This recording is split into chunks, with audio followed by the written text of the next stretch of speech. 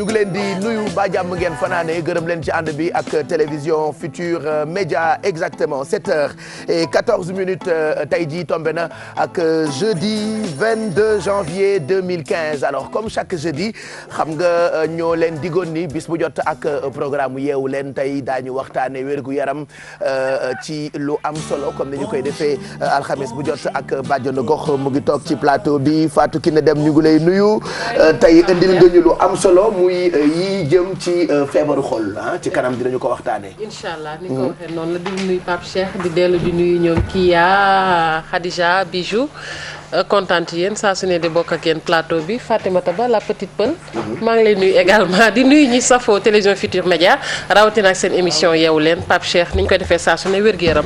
dinañ ci des incha allah. jeex na kon ci kanam dinañ waxtaanee li tubaab tuddee feebar coronaire les maladies coronaires lu jëm ci ay feebaru xol. loolu moom li toj na dëkk bi defa nii. waaw waaw bokkoon ci feebar yi ëpp yi gën a am buzz actuellement. ñoo gën a xew de. ni nga ko waxee noonu la te xam nga Pape Cheikh façon feebar yooyu mooy indi li ñuy duppee yu ci bari boo ko traité wul. mooy indi li ñu naan mort subite. donc te bu njëkkoon li ci gënoon metti mooy ñi nga xamante ne dañu eggoon stade boo xamante ne dañ leen war a opérer. lu ci bari vers la France lañ leen daan évacuer. ñii Maghreb parce que ñoom ñoo amoon unité bi nga xamante ni moom mooy jël intervention yi waaye tey avec unité bi ñu def fële à l'hôpital Aristide Le Dantec vraiment Pape Cheikh mën nañ ne intervention yooyu c'est possible au Sénégal et c'est beaucoup moins cher également. jeex na kon ci kanam lay doon ak Fatou Kiné Deme xoddee ko balaa ngay lakkale wala meewu prévenir que guérir noonu la ñu koy waxee ci pàcc bi ñu jagleel lépp lu jëm ci wàllu wér-gu-yaram internet bi itam tey dinañu ci xuus bu baax ci yi nga xamee ni ñooy def buzz ak bijou fa la bokk ci yëfi dof yooyu alors yooyu di def buzz ak yi ñuy waxtaanee ci internet bi yan ak yan la bijou ci kanam. alors Pape Cheikh tey lu ñuy commencer mooy mots yi nga xamante ne nit yi gën nañ ko chercher ci Google en 2014. on va réfléchir tout à l'heure ku ci nekk am nga mot boo xam ne tout le temps da nga koy taper pour def sa ay recherches. ils ont fait une petite vidéo boo xamante ne monde entier bi li ñu gën a rechercher ci année bi. et puis benn vidéo bu insolite Pape Cheikh boo xam ne mooy def le buzz sur internet. kuy sangu ci mbedd bi. jeex na kooku day xam naa sa mbokk la. comment est-ce que du yow. on verra. et on finit ak doomu Ndoye Bane bi nga xamante ne semaine passée bëggoon nañ leen ko wan xale bi ëpp ñu bopp temps bi jeex mais tey moom li muy def ba rëcc ñu gisuma ko. voilà donc ci kanam lay nekk yi def buzz ci internet bi ak yi ngeen di waxtaane ce sera donc pour tout à l'heure ak Bijou et puis Kia ay dara ngi fi bis bu jot ñu tànn ay CV joxe ko ci Jóg Job ci kanam itam di nga joxewaat ay conseils ba noppi itam am ñoo wutal liggéey. bien sûr Pape Cheikh nañ jàll tout à l'heure ci Jóg Job CV yi nga xam ne moom lañ sélectionné pour suñu recruteurs yi ñuy seetaan tous les jours donc dinañ ko jàllale ci kanam éventuellement donner quelques conseils pratiques yoo xam ne candidats yi mën nañ ko utiliser pour bu ñuy wut liggéey. voilà donc ci kanam lay nekk à travers Jóg Job et puis Alfie tey ay bourse la fi indi bourse lan je sais pas mais ay bourse lay togg tey xam nga lu ma xewleeg bourse yi mais ci kanam la bourse yi di baax. ay bourse croustillante waaw luy bourse bourse finance. bourse croustillante fu ñuy dugal xaalis c'est ça loolu mooy bourse. man de xam naa bourse boobu. ok waaw d'accord donc bourse d'études. bourse d'études. ok. mais bourse croustillante. donc bourse dafa am ci togg. bourse dafa am ci togg Pape Cheikh comme ni nga ko waxee ni nga ko annoncé noonu la ci kanam ñu ñëw rek fi ci. wala nan la ñuy defaree sunu ay bourse croustillante Pape Cheikh. toujours avec les produits Sofiex. voilà donc ci kanam ñu indi ay bourse sacré Alfie dinañu ñam ci say bourse kon ci kanam ay bourse croustillante la 7h18 Bouba Ndour comme chaque jeudi dina ñëw ak opinion Aminata itam mu ngi ci ginnaaw di waajal li nga xam ne ni moo di défi 10 alors défi 10 xale yi nga xam ne ñu ngi relever défi diaspora wala demuñu tukki ñu ngi fii Sénégal ku ci nekk yaa ngi góorgóorlu pour quand même am noo mel on aura beaucoup d'invités dinañu waxtaan ak waa CCF wala centre culturel Léopold Sédar Senghor on parlera d'un programme boo xamante ni ça risque de toj dëkk bi dañ leen recevoir et puis dinañu recevoir itam waa Bidew bu bees ñoom ñoo ñu woyal tey ci yeewu leen xibaar yi am na ci solo ndax nag bi ñu xëyee sànq 6h45 ci lañ leen jox jotaay bi njëkk ci français la woon bi ci topp 8h lay nekk daañu ci àndandoo ak Fatima Ba Diakhaté Fatima ñu ngi lay nuyu. maa ngi lay fay Pape Cheikh. mbaa jàmm nga fanaane. jàmm rek alhamdulilah. bu ñu demee ba 8h loo fas yéene yaatal. di nuyu d'abord téléspectateur Télé Futurs Médias di wax ne xibaaru juróom-ñetti waxtu yi bokk na ci li ci gën a fës tabb gi ñu tabb Alioune Sall ca boppu AMS Barthélémy Diaz nag ne moom gisu ci dara lu ñaaw moom maire mu Sacré-Cœur bi ne lu muy ñaawlu kay moo di ne APR dafa bëgg a jël poste de représentativité yi am ci biir coalition Benno Bokk Yaakaar te coalition du noonu la war a doxee moom Barthélémy Diaz daal di xam ne sax ne moom moo nekkoon directeur de campagne bu Alioune Ndoye nekkoon candidat bu parti socialiste ci wote AMS yooyu le ñu wax itam ci ndawi UJTL yu ñu tegoon loxo démb ci buntu police centrale ñoom nag daal di nañ leen bàyyi ñu ñibbi seen kër dañ doon ñaawlu nag bëggoon amal ab sitting ci bindu ministère des finances ngir rek ñaawlu tëj gi ñu tëj Karim Wade waaye itam Macky Sall mi demoon ca France fekkee ji marche républicaine bi ñu doon amal foofu ngir rek ñaawlu lu xewoon ca Charlie Hebdo ñu wax itam ci waa Dakar dem dikk njiit yi yëglu nañu xamle nañ ni daal dinañ porter plainte ginnaaw ne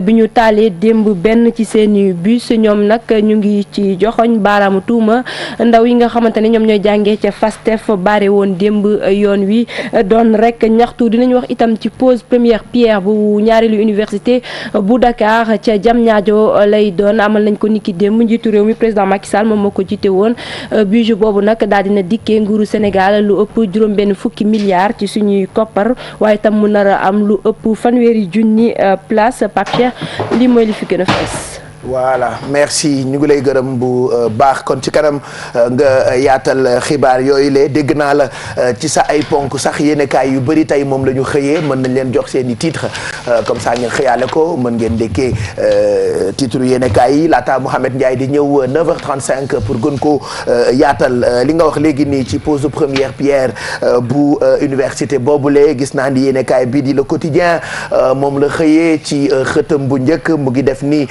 construction de la deuxième université de Dakar le maire de Touba gagne le marché chantier la boo xamee ni nag sorewul ak bu université du futur africain dégg naa boobu dañu ko abandonné.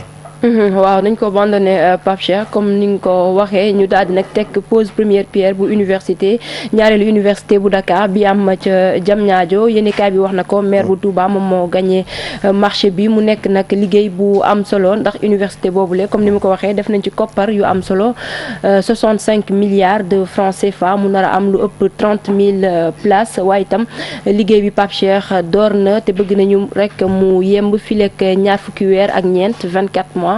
ñu teg ko nag ci loxo Turquie. voilà leneen loo xamee ni bëri na ci ay yéenekaay yoo xamee ni moom la ñu xëyee muy coow li am ci biir parti bu Moustapha Niass yéenekaay bi di Sud Quotidien xëyee naag coow loolu ñu ngi ci gis nataalu ki jiite parti boobu la di Moustapha Niass di fronde ci biir parti bi ay militants yoo xamee ni àndatuñu benn yoon ak moom bu ñu moyul tey ci jeudi bi coow dina am ndax ndaw yooyu le ñu ngi réclamer ni Moustapha Niass na démissionné. waaw Pape Cheikh coow sax am na ba noppi ndax am na ñoo xamante ne dàq nañ leen ci parti bi ndaw yooyu nag ñoom lu ñu bëgg moo di seen parti am candidat ci wote présidentielle bu 2017 xam nga ni Moustapha Niass dafa waxoon président Macky Sall ne moom du présenté wu te AFP itam du am benn candidat lu ñu mel ndaw yi nanguñ ko ndax AFP parti la boo xamante ne ñi si ëpp ay ndaw lañu ñoom docteur Malick Diop ñu ngi fa ñoom Malick Gakou ñu ngi fa ñeneen ak ñeneen ñu ngi fa donc parti la boo xamante ne bëri na ay ndaw te comme parti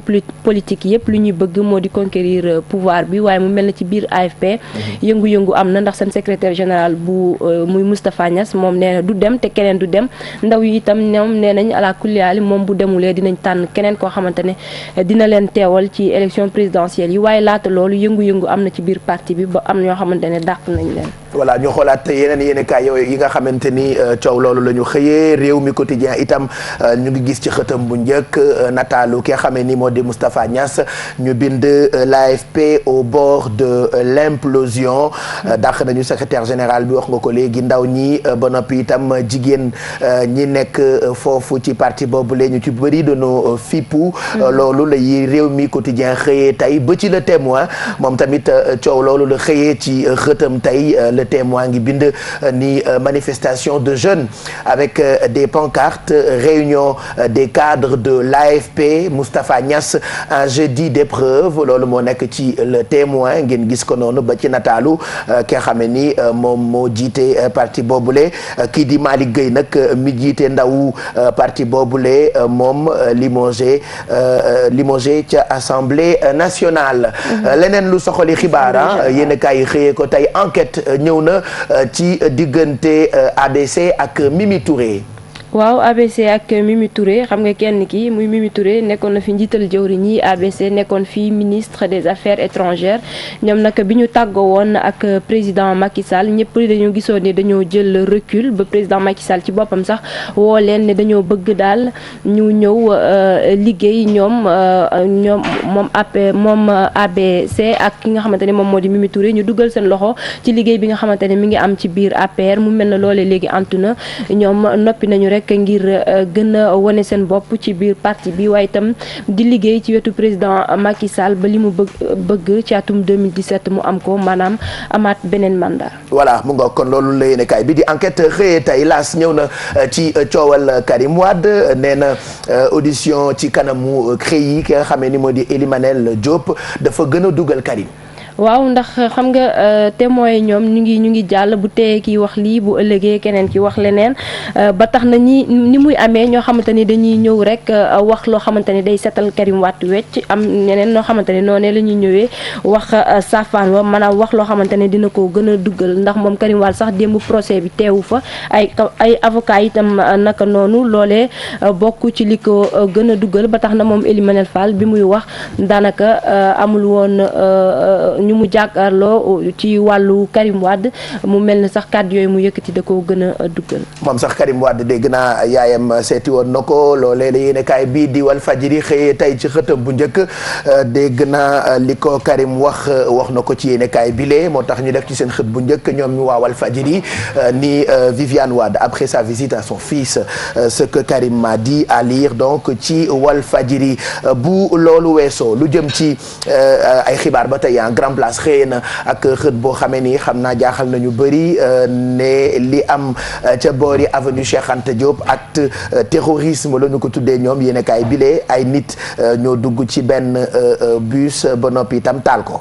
waaw loolu grand place moo fa xëy ne démb la lu xew ca avenue Cheikh Anta Diop ne ay nit ñoo wàcc benn camionnette daal di tiré ba noppi dem seen yoon waaye bu ñu sukkandikoo ba tey ci yéenekaay bi am na ñoo xamante ne jot nañu jël ay photo donc tey bu ñu ubbi woon ab l'enquête ñi nga xamante ne ñoom ñoo ko def ak camionnette bi ñu fa indi woon yëpp dinañ ko mën a identifier ba tax ñu mën leen a topp xool li waral ñu amal lu ñaaw loolu le ci avenue Cheikh Anta Diop bu Dakar. voilà ba ci affaire terrorisme sax ak coowal Charlie Hebdo Youssou Ndour ñu ngi koy gis ci xëtu yéenekaay bi di Grand Place moom nag am nay kàddu yoo xam ne wax na ko jëm ci keroog ba président Macky Sall demee France doon ànd ak ñoom ci marche boobee ñu tuddee woon je suis Charlie. Libération moom xëyee nag enquête bu jëm ci bërëb bu tudd Tam Tam jàpp nañu ka fa ne dégg naa Sinois ya fa ne woon day daaw nañ fa def yu doy waar sax. waaw Tam Tam nee nañ restaurant la xaw ma bar benn la ci yooyu laal nee nañ lu doy waar moom ma fa amoon ndax chinois yi fa nekkoon dañu rek daal di jël dañ fa amoon ay employés yu bëri employés yi nag seen i doom ci bu ñu sukkandikoo ci yéenekaay bi dañ leen doon sàcc daal di leen jaay. loolu ci loolee la Libération xëy bërëb la bu tudd Tam Tam bu nekk fii ci Dakar am ay doomi Sénégal yu fa doon liggéey ay domestique ñu ne doomu ñooñu la chinois yi doon jàpp di yóbbu bitim réew di jaay. xanaa Libération libéré na leen de liir leen ko. mu ngoog enquête la bu doy waar sax ca Tam Tam xëy na mu libéré leen loolu la xëyee tey. mu ngoog bu weesoo loolu ci wàllu tàggat yaram yéenekaay itam yu bëri xëy nañu tey ak suñu matchu gaynde yi suba ci seen diggante ak Afrique du Sud bu dee stade yéenekaay nee na bafana yooyu sax ñoo nekk ci viseuru suñu gaynde yi les Lions élèvent le rythme. gaynde yi Pape Cheikh ñu ngi wéyal seen tàggatu ndax ginnaaw Ghana léegi Afrique du Sud la ñuy janook loolee ni ki ëllëg ci àjjuma ji mu nekk nag match bu am solo ndax Afrique du Sud gis nga ko ni mu footballé ak Algérie donte Algérie sax dóor na ko ñu bëri jàppoon na ni moom mënoon na dóor équipe boobule waaye ci mujjantal gi ñu door leen 3-1 te comme dañuy bëgg rester ci compétition bi mu mel na seen diggante ak gaynde yi du yomb waaye gaynde yi itam bëgg beneen victoire ngir rek am 6 points mën a nekk à l'abri mën a qualifié wu dès deuxième match bi. voilà sunu lamb moom comme d'habitude lamb la xëyee xam nga ci lay dox ak nataalu Tapha Tine Zos Guy gi ak Ama defe naa dina am lu rëy luy am ca place du souvenir tey jii ci ngoon lay nekk bu 4 heures jotee loolee nag moom la yéenekaay bi di sunu lamb xëyee lu ngeen ci bëgg a xam liir leen ko ndax mu ngi ci réew mi l'observateur xëtam duñ ci sori dañuy bàyyi Abdoulaye Diédhiou puisque c'est lui que nous allons retrouver tout de suite au niveau de la rédaction centrale pour le menu de ce jeudi 22 janvier 2015. Bonjour Abdoulaye. Bonjour Pape Cheikh, bonjour à toute l'équipe de Yeewu Leen. Ravi de vous présenter la présente édition de l'Observateur du jour qui barre à sa une le rapport de l'Inspection générale des finances sur la gestion des terres de Dakar de 2008 à 2013. Révélation sur le carnage foncier de la Corniche Ouest. Vu la gravité de l'affaire, le rapport de l'Inspection générale des finances sur la gestion foncière à Dakar de 2008 à 2013 ne pouvait pas être jeté sur la place publique.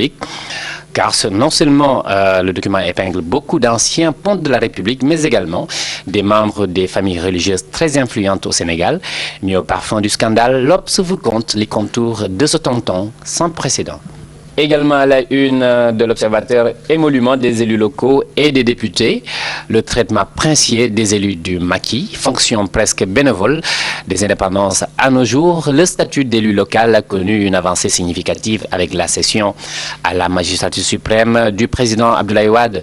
Aujourd'hui, sous le magistère du président Macky Sall, un élu local ou même un député bénéficie d'un traitement princier avec un rang de ministre.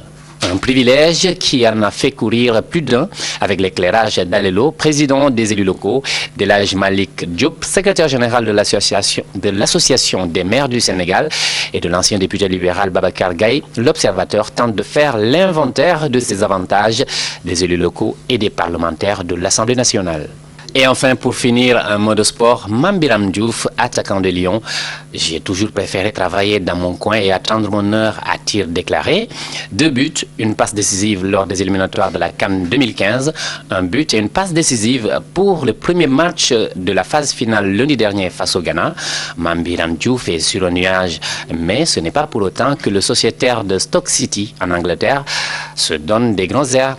S'il se sent pousser des ailes, l'avant-centre des Lions espère pousser les siens sur le toit de l'Afrique. Voilà, Pape Cheikh, c'était tout pour la une de l'Observateur du jour. À vous, à toute l'équipe de Yeewu Leen, aux téléspectateurs et aux lecteurs, bonne lecture. Et nous nous souhaitons une bonne journée à toute la rédaction de l'Observateur. Abdoulaye Diédhiou ñu ngi lay gërëm bu baax l'Observateur mi fi ne tey moom li ñu xëyee lu jar a liir la suuf si ñu tong-tonge ministre yeeg seeni soxnaak ñi jiiteeg magistrat yeeg ñoom daal dégg naa ñoo tong-tonge littoral bi. Pourquoi on ne sait pas, en tout cas ci rapport la boo xam ne ni mu ngi jógee ci inspection générale des finances à lire comme ça peut-être dinañu mën a comprendre pourquoi ñoom ñu ëppale fay suuf et pourtant ay njiit rek la ñu yore ñun ñoo leen ko dénk. 7 heures moo jot ba tegal 32 minutes dañuy def météo jaww ji ak xibaaram tey nu ñu xëyee 18 degrés péex maa ngi fi ba léegi Fatima Ba yaa ko waxoon yàq Fati Dieng ni janvier mooy weer bi gën a sedd ci at mi. mooy weer bu gën a sedd ci at mi fii ci Sénégal Pape Cheikh ba tax na ba léegi dañuy gis ne peexum fajar geek guddi gi mi ngi fii surtout ci littoral bi nga xamante ne moom moo dox diggante Dakar ak Saint-Louis foofee température yi gis nga ni day wàcc bu baax a baax waaye ci diggu bëccëg gi naaj bi day génn ànd itam ak ay niir yu doxantu léeg-léeg ci asamaan si naaj buy boobee di génn tax na ba ci biir réew mi ñu gis ni température yi bu ngoonee dinañ yéeg ba yegg si 35 degré waaye loolu ci subateel gi fépp ci Sénégal day sedd ndax température bi gën a tuuti di 16 degré dinañ ko am ca Diourbel ca Linguère ca Podor waaye itam ca Kolda bi gën a mag di 18 degré Ziguinchor la ak Dakar bi gën a tuuti sax Saint-Louis la 15 degré ci diggante bi Matam dina am 18 degré itam Diourbel 16 degré Kaolack 17 degré Kolda 16 degré Kédougou 19 degré température yooyu dinañ yéeg ba yegg si 35 degré di température bi gën a mag ca Kédougou Kolda ak Matam lay doon bi gën a tuuti 22 degré fii ci Dakar lay doon Podor Matam dina am température bi gën a mag di 35 degré Saint-Louis dina am 29 degré Podor 29 degré Louga Linguère 31 degré Diourbel 33 degré Kaolack 33 degré Tambacounda Ziguinchor 34 degré Kolda ak Kédougou bokk ci région yi am température bi gën a mag ci ngoon gi di 35 degré ñu wax ci lu jëm ci géej gi wàccoon na ci guddi dina wàccaat itam bu ñeenti waxtu tegalee fukki simili géej gi dina yéeg bu kanamee tuuti bu fukki waxtu tegalee fukki simili dina yéegaat itam bu fukki waxtu ci guddi tegalee fanweeri simili ak juróom pour ñi nga xamante ne ñoom ñoo di dem géej di wuti jën jàpp leen ni jamono yu gën a am solo 2h43 4h43 loolu passé na waaye bu 15h tegalee fukki simili ak ñeent ak bu 18h itam tegalee fukki simili ak ñeent loolee dina doon ay moment yu am solo jant bi nag dina fenk léegi yàggul dara bu 7h tegalee fanweeri simili ak juróom-ñeent ñu ngi yaakaar itam mu sow bu juróom-ñaari waxtu ci ngoon tegalee ñeenti simili Pape Cheikh lii mooy li gën a fës ci xibaaru jaww ji. jërëjëf Fatima Diakhaté donc mu ngoog le soleil a prévu jógam ci kanam ay minutes ndax fi mu toll tembe ñu ngi mel ni ñu nekk guddi 7h35 te moom 7h39 ci lay jóg lëndëm na waaye teewul balaa nga xam ne Ndakaaroo am jom sax nga génn fajar gi ba gis leen ni ñuy dawee ñi ci kaar yi ñi ci taxi yi ñi ci mbedd yi. dëgg xaw ma yéen ñi nekk ci région yi de waaye ñun fi ñu xam daal gis nañu ni xale yëpp a ngi jóg. di joobi comme on dit tous les matins et quand tu les vois da ngay kontaan mais surtout mag ñi surtout jigéen ñi ñoom boo leen gisee da ngay xam ni dëgg-dëgg ay jàmbaar rek a nekk ci réew mi yéen ñëpp ak fu ngeen mën ci nekk xëy duñu seetaan ñu ngi leen di ñaanal bëccëg bu neex fàttaliwaat leen ne ci kanam dinañu waxtaane feebaru xol yi di ñu tuddee cardiaque d'ailleurs dinañu dalal ki nga xamee ni moo di Abdou Ba professeur Abdou Ba moom nag mooy chef de service cardiologie bu hôpital Dantec daañu waxtaane ci feebaru xol yooyu le indi ci ay leeral ba noppi itam jéem leen ci sensibiliser jógkatu joob yi waaj leen ndax seeni message dina jàll ci kanam ñuy dox ci internet Bijou ngi leen di préparer li def buzz toggukat yi wala ñi bëgg lekk wala foxole comme man préparer leen di ngeen lekk ay bourse nag nu ñu koy defaree alfee xam et puis Bouba itam mu ngi préparer Bouba Ndour ak opinion et il sera avec nous tout à l'heure Aminata pour Défi 10 on aura beaucoup d'invités mais comme chaque jeudi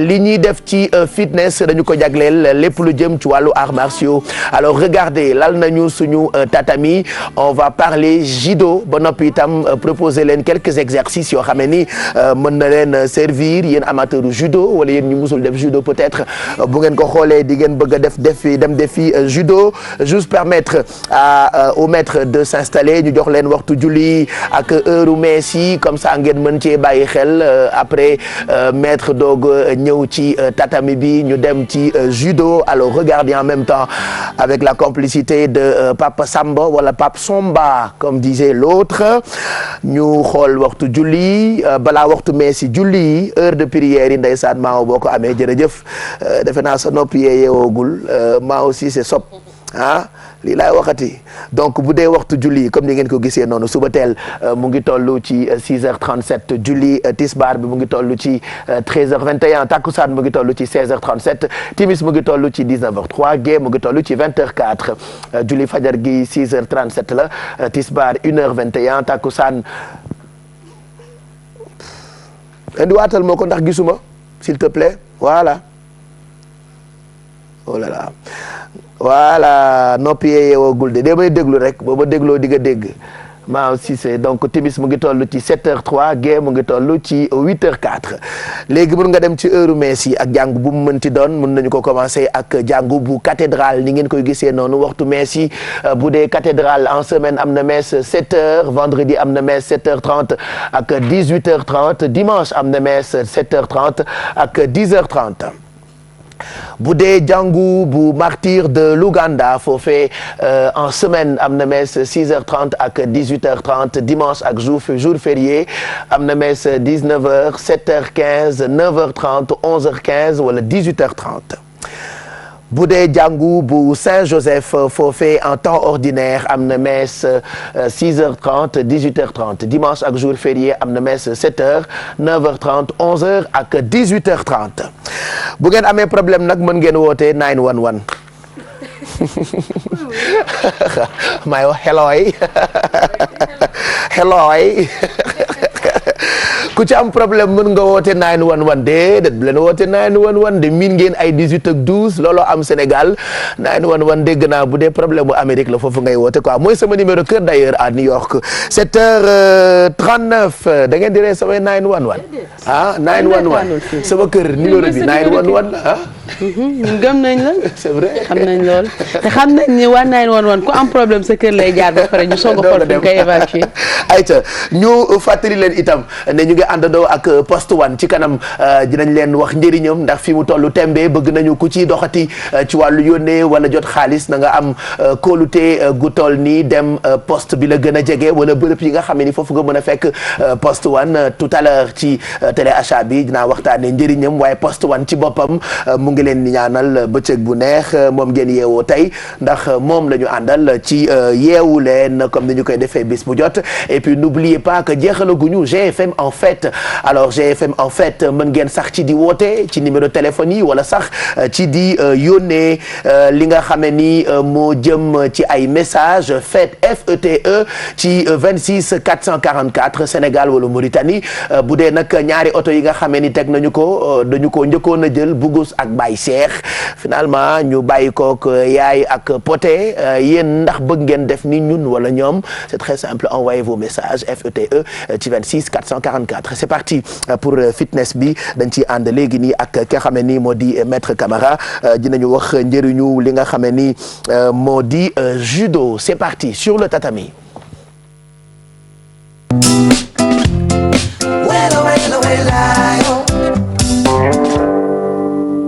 maître yéen lu ngeen di wax os wala. os ok kon os voilà on a vu que ñi yëngu ci arts martiaux respect mooy seen particularité c'est-à-dire du ñu siggi xool kenn du ñu gaaw a wane seen mën-mën ci li ñu mën ci art martial bi et pourtant ay xeexkat dëgg lañu mais boo ko dee def j'ai remarqué que da ngay yaru quoi da ngay gën a sedd. waaw je pense que mën nga tourner nii comme ça ñu mën laa gis waaw voilà comme d'habitude nee nañ ma taalal la sa micro da ngay nekk en direct ñu ne la taalal lampe bi wala wax ko bu mu wax loolu voilà donc est-ce qu'un technicien peut venir pour taal le micro s'il vous plaît ah ñu xool fan la alors maître arts martiaux ndeysaan voilà donc judo njëriñam waaw. waaw judo comme ni nga ko waxee les arts martiaux de manière générale c'est pour sociabiliser la personne c'est-à-dire avoir un bon comportement dans la vie courante. judo ku ko créé sax Saloum mu ngi ko tuddee Kodokan c'est l'école de la vie. Ça signifie l'école de la vie. D'accord. Donc il a une particularité, c'est-à-dire il était sportif mais il était universitaire aussi. C'est un japonais Jigoro Kano. D'accord. Donc il a cette approche, une approche aussi bien intellectuelle et sportive. D'accord. Donc loolu moo newoon particularité quoi. Et puis il fut le premier japonais membre du comité olympique international. Il a été même ministre au Japon. ñu bëri xamuñu ci loolu. C'est-à-dire c'est pas quelqu'un nga xam ne ni si. xeex ak caaxaan moo ko dugal ci créer quoi. C'est d'abord un intellectuel. D'accord. Universitaire, professeur universitaire woon. D'accord. ñu bëri xaw ñoo ko woon. Donc c'est une discipline boo xam ne ni il y a dafa bëri vertu. dafa bëri vertu il y a beaucoup d'avantages. C'est-à-dire ça te permet de te contrôler. ça te permet d'avoir un équilibre corporel. et éventuellement c'est un sport. D'accord. Voilà c'est ça mais judo dafa bëri aspect dafa am judo compétition. mu am judo pour ñoo xam ne ni duñ def compétition. D'accord. c'est-à-dire xam naa yéen tey lu leen di gën a intéressé mooy self défense. parce que bu ñu fi waroon def compétition. yooyu peut-être approche bi yéen doo leen ko. doo leen ko am. c'est-à-dire aspect self défense bi moo leen di gën a intéressé. effectivement moo tax ma maître Bouba. mag moom on va travailler sur ça. donc on va développer quelques mouvements. mais dorénavant il faut ñu def des fondements du judo. les chutes. c'est fondamental au judo. c'est-à-dire booy mooy base bi quoi. mooy base nga war a njëkk a xam ci judo. booy jàng judo. chute la ñuy njëkk a jàngal. c'est-à-dire différents types de chutes ça te permettra nga mën a contrôler sa corps. éventuellement voilà c'est ça da nga balaa ngay mën daaneel nit il faut nga mën daanu d'abord. d'accord donc loolu mooy fondement yi. d'accord am na Ushiro Kemi. c'est la chute arrière parce que en fait nous avons un lexique japonais. Ushiro Kemi c'est la chute arrière. nous avons Yoko Kemi chute latérale. donc et Mai Ukemi ou Mai Maro Ukemi chute avant. donc loolu la ñuy njëkk a def. d'accord ñu def quelques tableaux de mouvement. d'accord Tewaza mouvement d'épaule. mouvement de jambe ak Kushiwaza. éventuellement mouvement de soutenu. voilà soutenu ça signifie sacrifice. d'accord voilà c'est vrai qu'à vous entendre parler pour suñu xarit yi nga xamante ni ñoo xëy dañu seetaan da ngay gis ni judo ndeke dafa am njëriñ à un point boo xamante ni boo ko deful mënuloo ko xam mais ku la dégg ngay wax di nga mën a gérer sa yaram bu baax. dañu lay bàyyi kon nga dem ci ay techniques de base pour ñi nga xamante ni ñoo bëgg a miin li ñu tuddee self défense ak vertu yi ci judo maître Camara ak maître Bouba c'est parti. On va commencer par les chutes d'abord. Yuko Okemi, Ushiro Okemi, Yoko Okemi.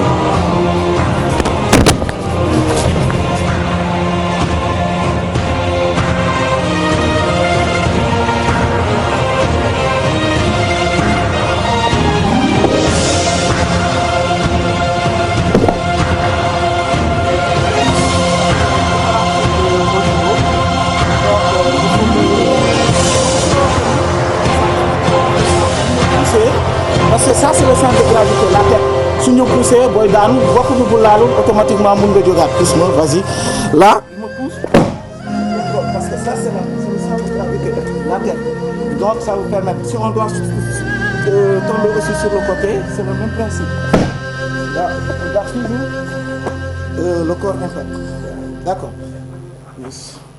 le salut aussi c'est primordial au judo parce que là il faut respecter son adversaire d'accord.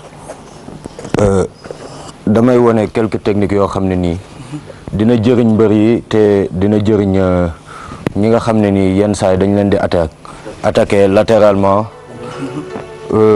Uchimata lu tudd mooy li ñuy woowee mbootu jolal am na ñetti xeet yoo xam ne ni moom lañ koy defee ci judo waaw am nañ mbot waaw li ñuy woowee mbootu jolal yàgg na sax yàgg na mouvement de base sax dafa am différentes façons yi koy am na ñoo xam ne fii lañ koy def am ñoo xam ne direct lañ koy def am ñoo xam ne fii lañ koy def mais li ci ëpp importance mooy saa soo koy def déséquilibre bi moo ci ëpp importance saa boo defee mbot na ko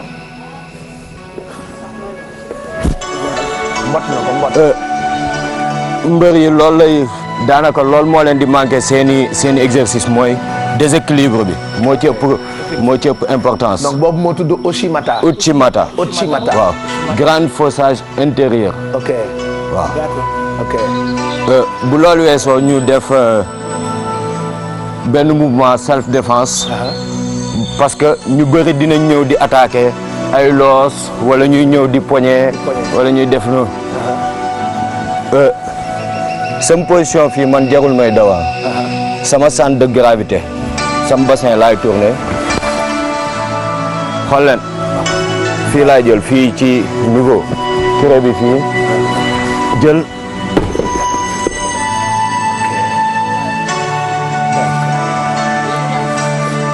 non boo ko contrôler du dam boo ko bësee nag boo waaw quelques mouvements la yoo xam ne nii dina jëriñ nit ñi te méttiwul def parce que yomb na parce que sa yaram donc moo koy def du. Effectivement, parce que le judo, ça signifie la voie de la souplesse. J'ai oublié de le dire. Aussi bien que mental que physique. Donc ça signifie judo en japonais, le do c'est la voie, ju ça signifie souplesse. Donc le do dans les arts martiaux ça signifie voie. D'accord. Alors maintenant, moi aussi, je vais faire un mouvement de base qu'on appelle Soinage, Pon Soinage. Voilà. Effectivement, on le voit aussi avec les lutteurs, mais ça c'est un mouvement de base aussi pour les judokas. Comme il vous a dit, le principe, pour faire tomber une personne, il y a 3 principes. Il faut le déséquilibrer, mettre sur le dos, ensuite projeter. C'est ça qu'on appelle en japonais Kujushi, Sukuri et Kake. Kujushi, Sukuri et Kake. Et kake. Voilà. D'accord. Voilà. Là, je suis là, je vais faire Ippon Soinage. Là, je suis là, je le fais déséquilibrer. Je me place là.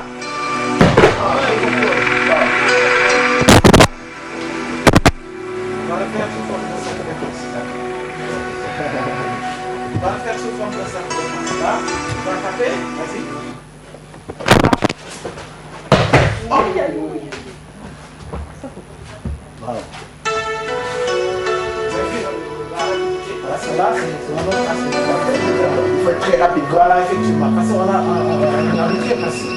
Le lien, il a fait. Machallah. C'est un réflexe qu'on a développé pendant plusieurs années. Ouais. Xeex sax day gaaw. Effectivement. Maintenant, je vais faire un autre mouvement, le Kochigari. Que vous appelez les lutteurs. Voilà, c'est ça. Là, il faut fixer. Là, je le fixe. Et là, comment je me déplace. Là, je me déplace. Là. Hop. Kon caxabal am na ci judo. Kochigari. Voilà. Maintenant, je vais faire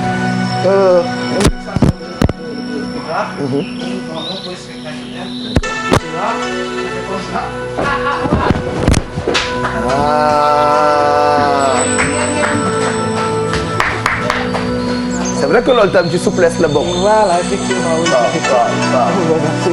Ça a beaucoup de valeur hein, judo à vous voir nit ñi dañu koy bëgg a def peut-être que duñu am temps pour gën ko yaatal mais on a toujours envie de montrer que arts martiaux yi bu ci nekk dafa am njëriñ moo tax jeudi bu jot heure bii nii ñu koy won téléspectateurs yi alors c'est que bëri na ci ñoo xamante ni peut-être bëgg nañu fekk si maître Camara wala maître Bouba fan ngeen nekk ak naka la ñu mën a def pour quand même ñëw sa salle. En fait man maa ngi fi complexe Sadia. Complexe Sadia. Je suis au complexe Sadia. Sori woo ñu. Voilà sori woo ma je suis là. Bouba moom il va se présenter mu wax leen fu mu nekk. D'accord maître Bouba. unité 15 waaw xaar ma jege la parce que da ngaa bëree ba sa micro wadd. Voilà donc yaa ngi parcelle unité 15 ah. D'accord Amagelo waaw. Effectivement. D'accord bon mais voilà effectivement. wax leen état bi ñu fay ñu suñu xaalis quoi. bon après il faut que ñuy invité la ci émission yi ñuy cassé ah il faut que ñuy invité la ci émission yi ñuy cassé comme ça ñu fay leen seen xaalis waaw. Il fait beaucoup de disciplines il fait du judo il est champion d'Afrique de jiu-jitsu japonais. On fait du jiu-jitsu brésilien aussi. Parce qu'on devait venir avec un ami canadien. Mais malheureusement biir bi moo ko sonal. alimentation bi donc. lu mu lekk ndox ba daal xam naa dafa demoon Mbour dëmb daal. kon biir ba daw voilà ñoo waroon ñëw pour mu développer quelques mouvements de. suñu lekk yi bu fi ñëwee loo ci lekk sa biir daw. ah c'est vrai pour les étrangers qui viennent wala ñuy dëkkoon Sénégal yàgg àll ñëw fii. bëggoon na ñëw dëgg parce que en fait moo taxoon sax ñu programmé. mais malheureusement dëmb si guddi la ñu woo mu ne ñu. biir bi day daw ndeysaan biir bi daw fajar sax dellu si at c'est un Canadien. nuyul ñu ko ne ko na def ndox ak xorom bu ko naanee rek après mën na évacuer bu baax. alors exercice bu mujj bi lan lay nekk. bon en fait c'est juste pour finir waaw. voilà maître Bouba un autre mouvement de self-défense là. waaw oui quelques exercices fitness. ayca ku nekk mën na ko def waaw. important waaw je pense que mën nga dindi micro bi ah sinon ça risque de sonal la merci. allez. gannaaw Sénégalais yi moom fecc da leen neex. waaw. Sénégalais yi fecc da leen neex waaw. waaw donc. boo amee sa musique. sur place rek. te déplacer. voilà déplacement bu ndaw. voilà. pendant 1 minute à jàppee nii. di nga sentir benn effet. boo xam ne moo koy def au niveau des cuisses. d'accord d'accord. mën nga ko utiliser. d'accord d'accord. ak yenn exercice yeneen yi fi wane. d'accord d'accord. ñu jéem parce que le sport. sport dafa am solo. dafa am solo te nit ñi préparé ko quoi ça aide à stabiliser la personne. d'accord. ñu bëri ñu ngi évacué wu ci sport. voilà voilà. Merci.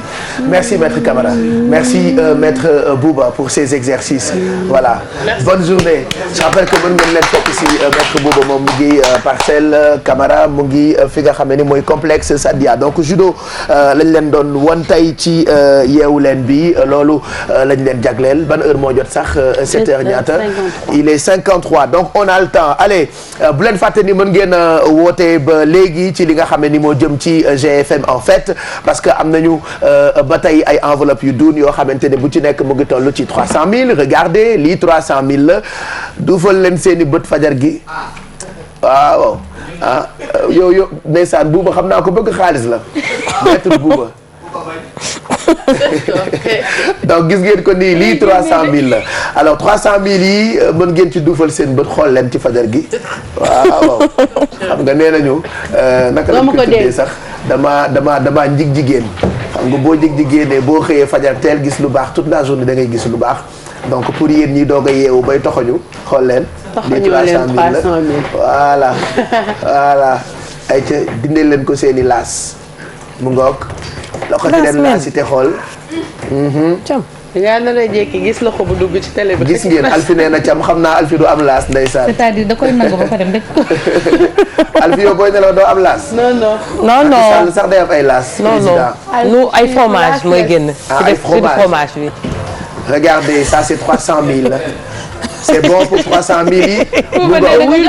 donc woote leen wala ngeen yónnee message yi FLTE ci 26 444 mu ngoog gis ngeen bu baax voilà donc ñu ngi leen di xaar li ngeen di dégg ci suuf nag way la boo xamante ni suñu gaynde yi la ñu koy guggee yuusoo ko way keroog la woon 1er janvier daf leen dànkaafu moo tax keroog nag on a vu une belle participation de nos lions suñu gaynde yooyu nag suba la ñuy football ak Bafana yi mooy waa Afrique du Sud donc gaynde yi contre Bafana yi on vous offre cette chanson ngeen yeewoo ko en attendant ñuy ànd ak ki nga xam ne ni moo di Fatima Diakhaté pour xibaar yi jotaay boobu la nag mooy ñaareel bi tey ci bis bi yeewu leen ci télévision Futur Média 7h55 gaynde yi la ñuy waajalal seen jàkkaarloo suba ca Guinée équatoriale.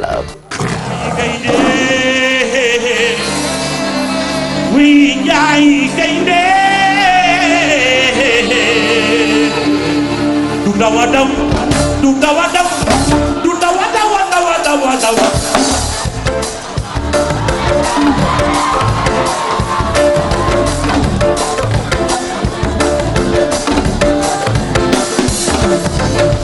Dik kembar waju gaynde gaynde jaay kuule fetala naw de du gaynde de fay daw mu xas ba bëgg dal di ko fetala moom nee na kenn warul baaxu moom bu la tee fonku doole bu ko wet dina nga jaar te fu muy jaar nit ñi de yéenay sunu gaynde nit ñi de yéenay sunu gaynde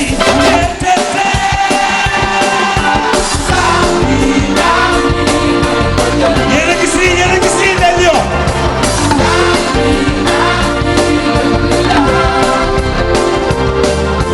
daam di na ngeen ko jël daam di radu leen laa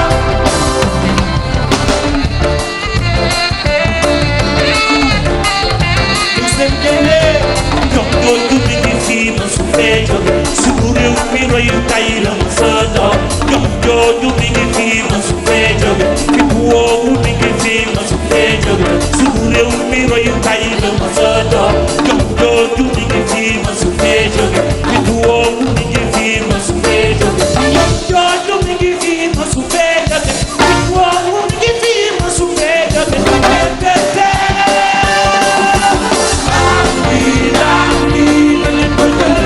ay waay maa bëgg Coupe d'Afrique waay sama xol maa bëgg Coupe d'Afrique sama xol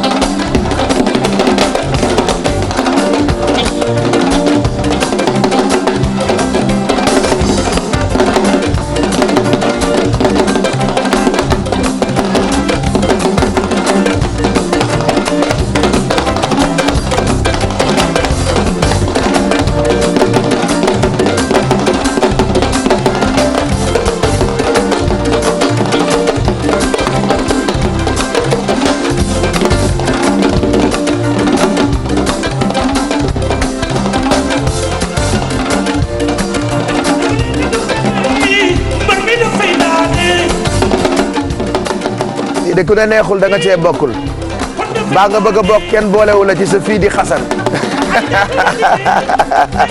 noonu la di ku ne neexul da nga cee bokkul mbaa nga bëgg a bokk sa fii di xasan kenn boolewu la ci bon suñu gaynde yi suba en tout cas dinañ ci wax ñun itam suñu xalaat ci kanam wala suba ci suba bu ñu xëyee ba di leen gunge ci yeewu leen bi 8h mu ngi doog a jot dañuy jàll ci jotaayu xibaar yi bu njëkk bi tey ci jeudi bi.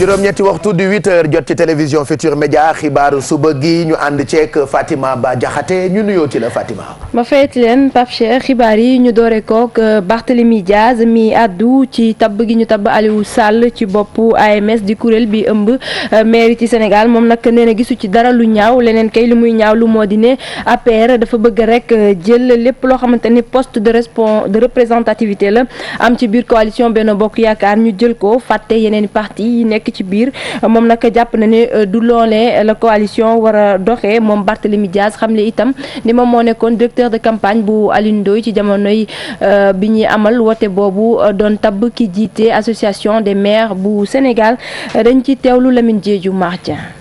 élection président AMS indi woon fi ay coow ci parti socialiste bi ci li ñu mel ki di Barthélémy Diaz kenn déggu ko benn yoon ñu ci bëri jàpp ni sax newul fii. moom Barthélémy Diaz di weddi li ni mel. mais je n'étais pas absent. ñu ngi naan man àdduwuma lu jëm ci élection président wu association wu maire Sénégal yi te sax man directeur de campagne bu Aliou Ndoye laa woon ci sama wàllu bopp dégguma itam fuy Abdoulaye Wilane di waxee li ñu ne moom moo ko wax maa ngi dellu di bamtuwaat sax ni candidature Aliou Ndoye candidature de principe la woon maanaam lu mënta ñàkk la candidature bile du candidature parti socialiste te sax AMS. du mbirum politique waaye mbirum mairie yi la. Barthélémy Diaz di maire Sacré-Cœur di wax ni mënul comprendre lu tax APR di bëgg contrôler poste de responsabilité yi ci coalition Benno Bokk Yaakaar. Dans une coalition politique, un parti politique ne peut pas s'accaparer de tout, c'est élémentaire. Maintenant si nos colistiers au niveau de la. bu ñu nekkee ci ab coalition benn parti donc mënut a àkkimu lépp te sax li may ñaawlu ci APR mooy li nga xam ne da di parti boo xam ne lépp luy poste ci biir coalition bi moom moo koy féetoo. Je déplore au niveau de l'APR, c'est que chaque fois qu'il y a un poste, c'est toujours pour l'APR. ci Aliou Sall nekk président AMS Barthélémy Diaz wax ne gisu su benn problème ginnaaw citoyen la ni ñëpp. Le frère du président Macky Sall est un citoyen sénégalais. Le frère du président Macky Sall est un acteur politique. rakku président de la République citoyen sénégalais la ni ñëpp te itam acteur politique la kon nag foog naa ne li ñu ko tabb amuma dara lu ma ci wax li ci des nag sénégalais yi ñoo ci wax seen xalaat. De faire ce qu'il devait faire. Le reste maintenant c'est aux Sénégalais de juger. maire commune Mermoz Sacré-Cœur di fàttali ni tamit ni mbootaayu AMS ab syndicat des maires kese lay doon waaye nekku fii ngir lu neex nguur gi. Lamine Diédhiou ñu wax ci manifestant yu bokk ci UJTL ñu tegoon nañ démb loxo ñoom nag bàyyi nañ leen ñu dellu ci seeni kër dañoo bëggoon nag amal ab sitting ci buntu ministère de la justice doon rek ñaawlu tëj gi ñu tëj Karim Wade ci kaso bi ak ñi mu àndal waaye itam demu président Macky Sall ca Paris demoon fekkee ji marche républicaine boobule ngir rek wane ñàkk àndam ak attentat bi amoon foofule ci kër yéenekaay bi Charlie Hebdo ñoom nag jàpp na ni xeex bi day soog di door ndax dinañ ko wéyal waaye itam décentraliser ko fépp rek ngir ñu am lu ñu bëgg Pape Fara ñi ngi Younous Diatta. ñi ñu jàppoon ñëpp doon amal toogaanu ñaxtu di ndaw UJTL yi bàyyi nañ leen li leen ndaw nag nee nañ xeex bi day door a tàmbali jar na sax ñu wëcc ci seen bakkan. Nous sommes une jeunesse organisée et décidée aujourd'hui à combattre Macky Sall dañ décidé xeex ko si loo xam ne mu ngi koy posé te ñu koy wax rek ni. tant que bàyyul Karim Wade tant que bàyyul Aziz Diop tant que bàyyul Aïda Diong du am jàmm. Toussaint Manga ak i naataangoom jàpp nañ ne teg loxo yi jaarul ci benn yoon ndax njiitu réew moom ma nga doon dofale ngir liberté d'expression. te gisuma sax lu waraloon mu téye ñu parce que moom jël na fi suñu avion jël suñu kérosène dem ba France dem di dox foofu côté Hollande di jàppale ñu wax pour liberté d'expression au même moment mu bañ fii Sénégal ñu ay nit citoyen ay sénégalais war a mën a ñëw ministre de la justice wax seen soxla te si région yi yëpp nañ ci gën a taxaw combat bi mu nekk ci combat ci région yi ñu porté ko partout au Sénégal ba mu may nit ñi jàmm ba mu doxal yoon ci biir dëkk bi parce que lu ñuy xeex du pour ñun du pour Karim sax mais pour sénégalais yëpp la. ndaw UJTL yooyu nag nee nañ xeex bi day door a tàmbali te duñ ko dakkal fii ak bàyyiwu ñi nga xam ne ñooñu la ñuy jàpp ci kaso bi di leen jiñ alal ju lewul. ab bus bu Dakar dem dikk lañu taal démb ci avenue Cheikh Anta Diop bu Ndakaaru ñi nga xamante ne nag ñoom ñoo jiite kër googu di ko ñaawlu kenn ci ñoom di Moussa Diop moom nag joxoñ ci baaraamu tuuma étudiants yi nekk ci FASTEF ndax ñoom ñoo fa amaloon doxu ñaxtu bari woon itam yoon wi moom ñoom la jàpp ni moo ñoo def lu ñaaw loolu le ba tax na fas yéene na dem ci yoon porter leen plainte dañ ci teewlu Mbacke Amar Adama Gueye. fi xew tey defe naa ne gis ngeen ko diñ koy ñaawlu. parce que étudiants yi dañ doon manifester di ñaax seen ay problème ñu jàpp fi ñetti bus ñaar ñi autorités yi policières yi négocier na ñoom ba jël ko troisième bus mooy bi ngeen gis fi ñetteel bi moom ñu taal ñi ko def nag étudiants yi la bu dul ñoom en titre principal ñoo ko commencé. maa ngi ñaan nag justice bi dem jusqu'au bout ñi nga xam ne on les a identifiés je pèse mes mots on les a identifiés. parce que n'oubliez pas que fu ñu toll nii taxaw tey yéen nga gis caméra bi nga nii tim bis bi donc ku ñu dugg ci bis bi taal ko daañu xam kan la. ñun étudiant université Cheikh Anta Diop lañu université Cheikh Anta Diop n'est pas en mouvement actuel bi ñuy ñëw tey suba dégg nañ ni formation payante bu facile ñoo nekk am mouvement ñoo bloqué fii avenue bii nii 54 bi ñu ko jëlee dañ ko bloqué fii au niveau des sont les étudiants qui sont en formation payante qui l'ont bloqué alors c'est irresponsable de leur part parce que nous sommes dans une révolution patriotique nous sommes dans une émergence patriotique lii c'est irresponsable parce que ñun ñoo koy jël après bu ñu ko brûlé ñu ñooy duggaat ci bis yi ni suba. Mbacke Amar moom moo ko taataan teg nañu xeer bu njëkk bu ñaareelu université bu Dakar ca Diamniadio lay amee ki ko jiite woon ci àllarba gi di président Macky Sall moom nag di xamle ne koppar yi ñu ci def toll na si juróomi milliards ci suñu koppar waaye itam boobule université dina am lu ëpp fanweeri junni place dina tax rek ñu mën a désengorger université Cheikh Anta Diop bu Dakar ñu teewlu ci Dissa Préra. ci ñaar fukki weer ak ñeent lañu natt liggéey bi aju ci université Dakar 2 président de la république teg xeer bu njëkk bi université boobu nag dina féexal bu baax université Cheikh Anta Diop bu Dakar dolli ci yaatal carte universitaire u Sénégal. Nous avons mobilisé 65 milliards. lu tolloog nag juróom-benn fukki milliards ak juróom moom la ñu jël nag def ko ci projet bi nga xam ne dina dalal lu tolloog 30 000 étudiants di ab appel d'offre boo xam ne ñii di ab entreprise turque ak sénégalaise ñoom ñoo ko gagné nag UNIDAC moom dinañ ko liggéey ci lu tolloog ñaar fukki weer ak ñeent étudiants yu njëkkee nag ñu leen xaarandu ci diggante atum 2016 ak 2017. à la rentrée 2016-2017. bu weesoo université bu yees bi ci site bi nguur gi fas yéene ne faa taxawal benn cité du savoir maanaam cité wu xam-xam bu am ay pàcc yu bare ci wàllu jàng wala tamit ci wàllu recherche. D'autres projets s'ajouteront à l'UNIDAC 2. yeneen projet nag dinañ ko amal bokk na ci cité du savoir ak li nga xam ne moo nekk siège bu ministère de l'enseignement supérieur institut supérieur de l'enseignement professionnel ak siège bu université virtuelle bu Sénégal bibliothèque nationale ak yeneen yu nu mel. Un planétarium et un mini observatoire astronomique. Université Dakar 2 ñu ngi fa prévoir juróom-ñetti UFR ñeenti institut ñeenti école supérieure de formation ak juróom benn centre de formation ci fàttali ci ñaari at yi ñu passé nguur gi lu toll ci 300 milliards la jël daal koy dugal ci wàllu tabax ak defaraat université yi ci réew mi boole ci seeni jumtukaay. Dissa Préra fanweeri fan ci weeru novembre la ñu inauguré woon kër Léopold Sédar Senghor bi nekk ci corniche bi léegi nag defaraat nañ ko ba mu baax ba noppi def ko ab musée képp koo xamante ne da nga bëgg a gëstu ci dundinu ki nga xamante ne moom moo fi nekkoon jiitu réew bu Sénégal waaye itam gëstu ci moom mën nga faa dem ndax ubbil nañ ko askan wi Aïssatou Paye Fall ak Mohamed Dieng visité nañ ko. kër gi boo ci duggee faw sa yaram am lu mu yëg këru Léopold Sédar Senghor taarul loolu te lu xumb amu fa. li di wane bu baax ni doomu Joal bi doon dundee les dents de la mer ñu def ko nag musée ngir mën ci jàngat lu bëri. béréb boo xam ne da nga fay ñëw pour di fàttaliku borom kër gi. def ko li ñu tuddee musée muy béréb boo xam ne boo fa ñëwee di nga gis seen dëkkuwaay surtout bibliothèque am c'est-à-dire téere yi mu daan jënd di ko denc di ko lire di ko jàng ak yi nga xam ne moo ko bindal boppam. ci man li ma gis nit la koo xam ne ku doylu woon la. koo xam ne compliqué wul ndaxte boo duggee néegam sa yaram day daw comme la Normandie est verte et que jigéen quand même lu ci bari moom mooy tànn ci këram moo naan jëkkëram lii laa bëgg ci sama kër donc mën na am moo tax néegu madame Senghor ak néegu yaayam ak benn ci salon yi daal di nekk dominante verte xam naa dafa nekkoon couleur bu mu soppoon. Eiffage Sénégal def ci xaalis bu takku ba lu bëri ñu mën ko fàttaliku.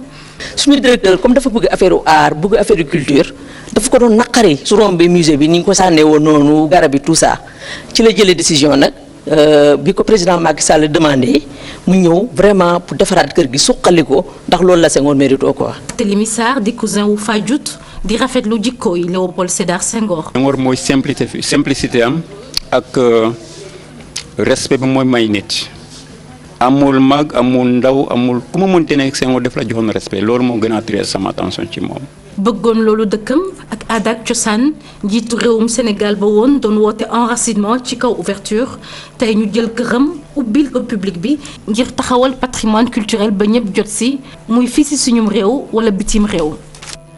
Aïssatou Paye Fall ñu koy jaajëfal ci tàggat yaram dañuy yegg si ak gaynde yu Sénégal yi tàggatu démb ca Oyala foofee nag ma nga ca Guinée équatoriale digganteem ak Mongomo toll si ñeent fukki kilomètres foofee nag moom rek la gaynde yi amoon pour ñu mën a tàggatu te bu duñu am benn jafe-jafe maanaam duñu fa jëlee ay gaañu dañ ciy teewlu reportage suñu nattangoo ñu teewal foofule ca Mongomo di Cheikh Tidiane Diaw Amza Diallo.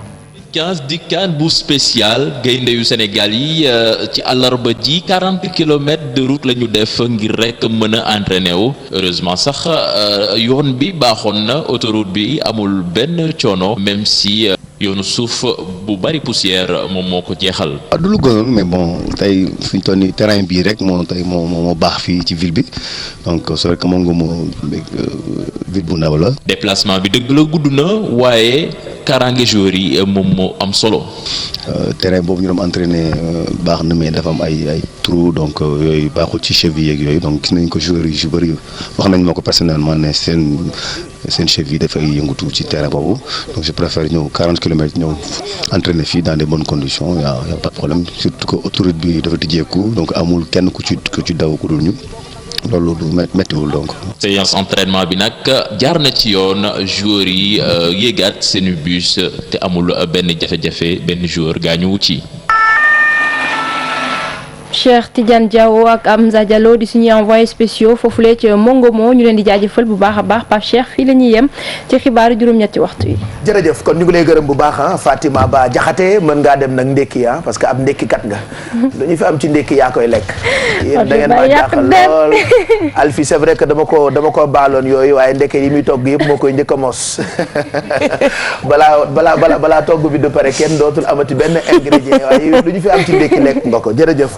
mën ngaa dem toog ca ginnaaw ba 10 heures nga dellu si waat bu ko defee nga indiwaatal ñu ay xibaar ci français lay doon ci télévision Futur Média 8 heures moo jot ba tegal fukki simili ak ñett di 8h13 mbaa yeewu ngeen ñu ngi leen di ñaanal bëccëg bu neex ci télévision Futur Média fii léegi ay minutes daañu waxtaanee feebar yi nga xamee ni moom la ñu tuddee feebaru xol ki ñu fekk si di professeur Abdou Ba mu ngi toog ak ñun Fatou Kiné Dem a ngi waajal ay laajam ci sensibilisation yi nga xamee ni bëgg nañu ko def comme ni ñu koy defee jeudi bu jot et puis dinañu wax itam ci lu bees loolee nga xamee ni am na ci hôpital Aristide Le Dantec di clinique cardiologie et puis dinañu dalal ki nga xamee ni moo jiite centre culturel Léopold Sédar Senghor dina ñëw waxtaan ak ñun ci programme mu centre culturel boobule ndax nag am na yu bëri yoo xamee ni ñoo ngi ci ak ñoom ak ay partenariat yu ñuy ànd ak télévision Futur Média mu ngi tudd Lionel Damé moom nag mu ngi toog ne la ci ginnaaw ba noppi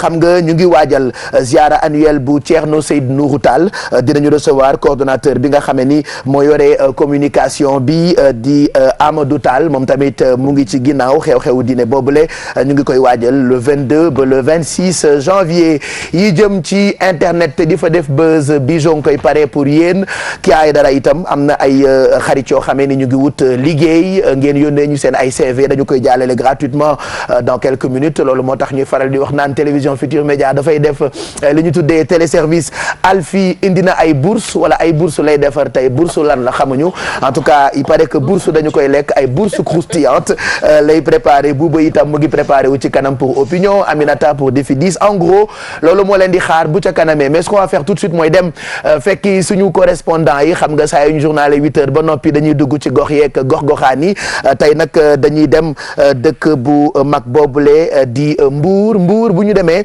dañu fay fekk Kor Elisabeth Diouf kan mooy Kor Elisabeth Diouf Abdou ñu ngi lay nuyu. maa ngi leen di fay Pape Cheikh. Abdou yaa ngi reede. Pape Cheikh kat moom li ma fajaroo dafa neex. dafa neex ah. dafa neex de Kor Elisabeth waaw. Mbadu boo sañoon am ku mel ni Elisabeth. waaw bien sûr déggoo sama turandoo lu muy wax ci moom xanaa. lu mu wax ci moom. loolu tey ñu ko dégg. waaw mais sa turandoo dafa njooloon Elisabeth moo kii ay dara tolloo. xam nga chaque fois bu may wax ak yow damay fàttali histoire Abdou Diouf président ak Elisabeth dégg naa dafa njooloon ba nga xamee ni bu duggee ci kër gi pour mu bise Elisabeth daf koy wax monte sur la chaise et embrasse-moi. loolu nit ñi ñooy tooñ rek. d'accord alors yaa ñu teewal foofu ci Mbour lu ñu fa mën a jàpp ci ay xibaar.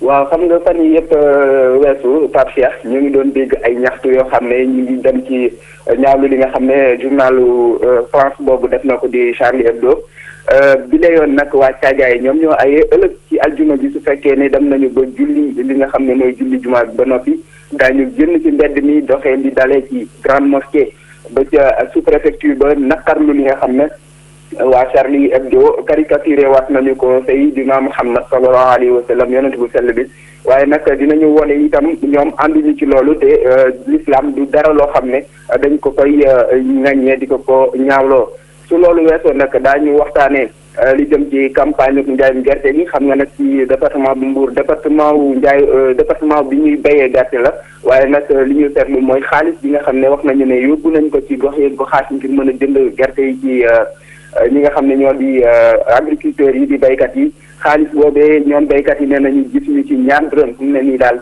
li ñu mën a def mooy lu ma si jotee caajaay ak jagañaaw ak lu ñu mel ñu yóbbu fa seen i gerte di ko jaay ngir mën a jënd li nga xam ne moom mooy seen i ay besoin ci marché ci la ñuy des ba léegi ndax marché ngelaw bu nekk fii ci Mbour dafa am ñi nga xam ne ñoom ñoo fay jaay ay ginaar ñoom nag ñu ngi leen jëlee woon ca en face caserne bu sapeur pompier bi nekk ca biir ville te mu jege lool sous préfecture bu Mbour ñoom nag ñu ngi leen yóbbu fenn foo xam ne dafa ruqe lool nee nañu ñoom kenn mënul fexe ba gis fi nga xam ne foofu la ñuy jaayee dafa ruqe tellement que soo fekkee da nga soxla ginaar di nga am ay jafe-jafe pour dugg foofu soo fa rombee sax doo xam ne dañ koy jaayee ay ginaar su fekkee fabuñu loolu nag jafe-jafe la ci ñoom Pape Cheikh ba tax na nee nañu suñu sañoon daal ñu wutal leen feneen foo xam ne dafay gën a leer carte d'égalité des chances xam ngeen ko mooy carte yooyu nga xam ne way laago yi ak ñi nga xam ne seen loxo jotul seen ginnaaw moom lañ ko jagleel ñu carte yooyu nag nee nañu ay fan yu néew a des rek ñu jot ci